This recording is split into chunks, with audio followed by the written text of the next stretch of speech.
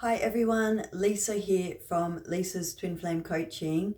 I just wanted to make a video that talks about why we go through so much suffering on this twin flame journey.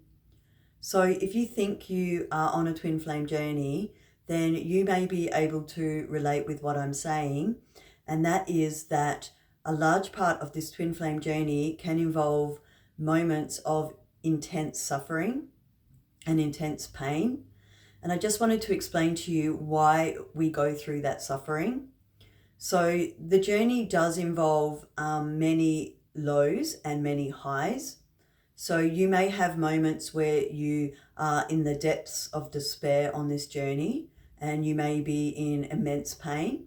And then you also may experience some of the highs of the journey where you're feeling quite peaceful and in a state of zen, and you may be even feeling quite excited about your life again. But then it may plummet again and you may be back into a space where you feel like this is really hard and really challenging and that you just don't know what to do. So I wanted to explain the three main reasons that we experience the suffering on this journey. And the first reason for the suffering is because you're probably going through an ego death or a dark night of the soul. You may go through one or more, and that entails everything that you know and are familiar with can tend to start to break away from your life, and some of the old things you know, such as your career, maybe your relationship, maybe your friendships, a lot of that stuff may tend to no longer fulfill you or make you happy. So you start to watch it fall away from you because it's making space for the new kind of healed version of you. So it's not the same for everybody, but for example, I was in a job that I thought was quite fulfilling, and I ran my own business. I was really quite happy. But once I went through the ego death, I started to find going to that job quite uncomfortable and quite unsatisfying. And there were moments where I'd be traveling to a job and I just wanted to turn around and go home, and the whole career no longer was resonating with my soul. And that can happen with the relationship you're in. Maybe it no longer resonates with where you're at. Maybe your relationship with your family is strained, or some of the friendships you're in are no longer fulfilling you. And I just want you to know that this is perfectly normal because you are going through an ego death. A lot of the old parts of you are falling away. So you might not resonate with the same job or the same friends that you used to resonate with. However, this is to make way for the new. So if you can kind of trust your soul and try and release the things that it's showing you that aren't fulfilling you anymore, then you will experience the universe bringing in new things.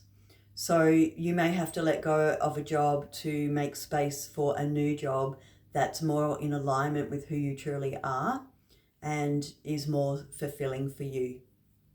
But we're suffering because when we have to let go of our jobs and things that give us security, it can be really painful and really scary. You know, we may have clung to those things that are familiar as a bit of a security blanket, and the fact that we have to release them can cause, suffering and fear and pain.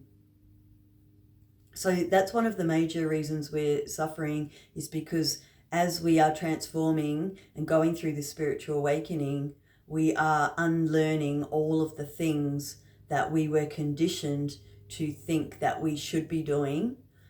For example, we may be conditioned that we have to work in a 9 till 5 job, but maybe that doesn't make you happy, and your soul is showing you, no, I would like the flexibility of running my own business, or, I would like to not use my degree and work in that particular field. I would like to go and work with animals or do something completely different. So we are being kind of forced to level up and be brave and stop choosing things out of fear and start choosing things that really align with who we are and are ultimately going to bring us a lot more joy and abundance. So the second reason that we suffer is because as we are experiencing ego death and things, our mind may be very overactive. So our thoughts may be coming at us continuously.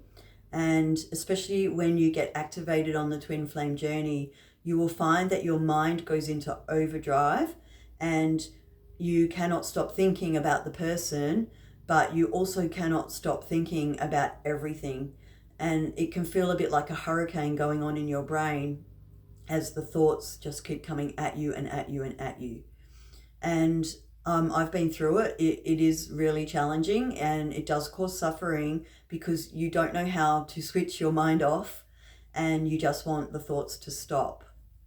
But the reason it's happening is because your soul is trying to show you that you are not your mind or your thoughts. So the more you experience this invasion of thoughts, the more you can start to take your power back and say, no, hang on, I need to start observing these thoughts and take a step back from them. Otherwise, I'm going to feel like I'm going crazy. So this is when we start to understand that we aren't really our thoughts. We are more the watcher of our thoughts. So we can start to observe our thoughts coming in and we can start to determine whether we necessarily have to believe those thoughts.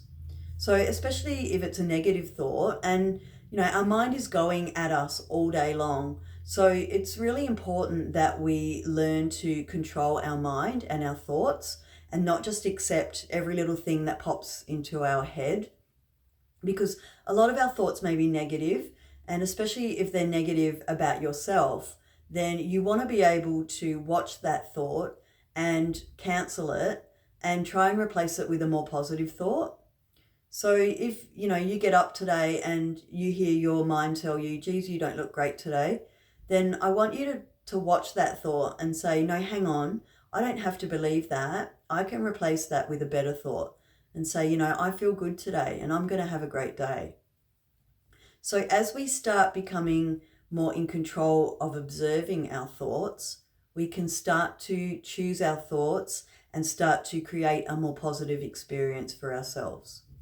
But initially, when our thoughts are kind of coming at us and we haven't taken our power over them, it causes immense suffering because a lot of these thoughts are painful, they're negative, and we just don't know how to shut them down. So one of the best ways to shut the thoughts down is to try and come into the present moment. So if you sort of take some deep breaths and come into the now moment, you'll kind of realize that there isn't any reason to have any anxiety or stress because everything right now is just fine.